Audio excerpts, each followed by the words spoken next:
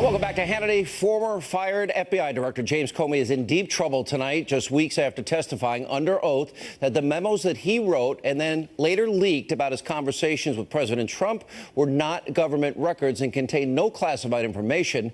There's this bombshell from John Solomon that reveals more than half the memos the former FBI Director James Comey wrote as personal recollections of his conversations with President Trump about the Russia investigation have in fact been determined to contain classified information, according to interviews with officials familiar with the documents. Also tonight, there's another explosive news story from John Solomon and Sarah Carter regarding the meeting between Donald Trump Jr. and a Russian lawyer that's sending the media into a feeding frenzy yet again. Could it have been set up by Democratic operatives?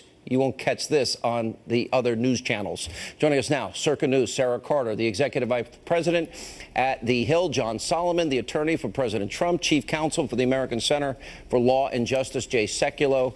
Let's start, Jay, with you on the issue of 18 U.S. Code 641, the Records Act, government property leaked to the New York Times, 18 U.S. Code 793, the Espionage Act, classified information.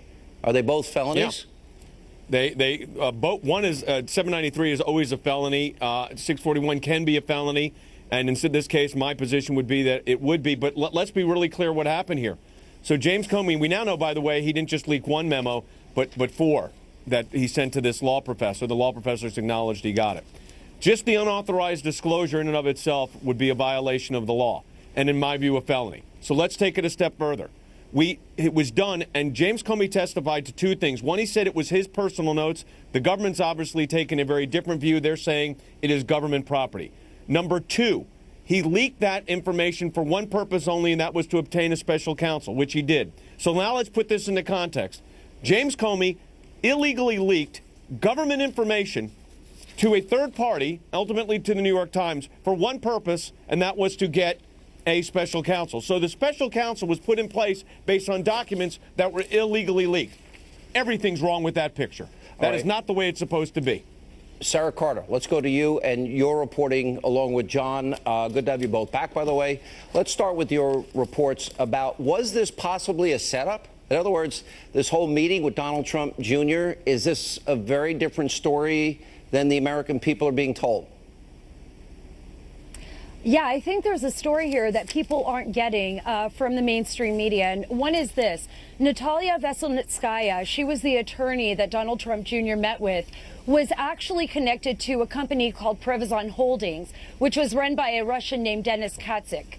And Denis Katsyk actually hired Fusion GPS. Remember, this was the security investigative firm behind the Christopher Steele dossier. So the Christopher Steele dossier, which has been disreputable, which people have not been able to prove anything, that would try to connect, Donald Trump to the Russians, was actually the company that this woman was working for. So it makes sense. And I know that congressional investigators are looking into this.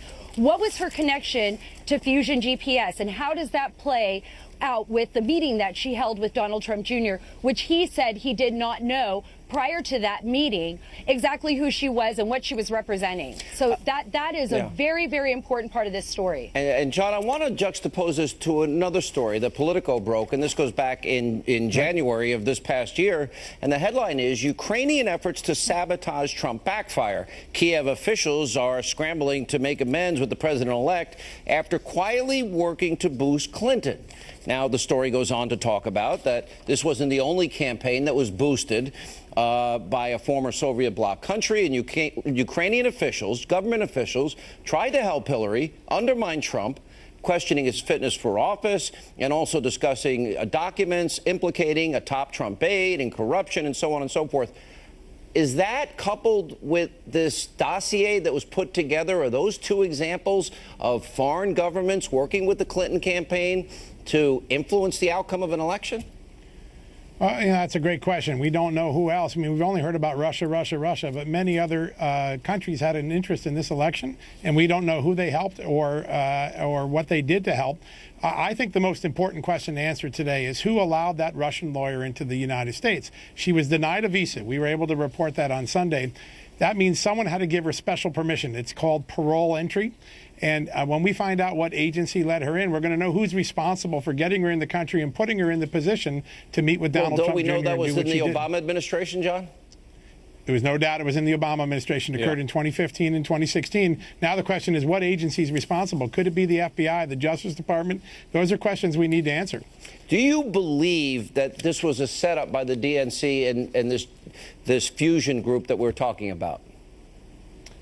There's not enough facts and evidence to assume that yet. I think there is clearly a lot of people that were working at once, and what overlays they have and what intersections they have, we don't know, in part because Fusion GPS hasn't answered a lot of the questions that the Senate has put to them. Until we find out who is funding the dossier, until we find out who brought Natalia into the country, until we learn those sort of questions, we're not going to know the full picture. And I think it's too soon to make any assumptions. We're going to have more with Sarah, John, Jay right after the break. Also, Senator Ted Cruz is here tonight. He says failure is not an option when it comes to replacing Obamacare. He'll explain what he wants this bill to look like, and also later tonight.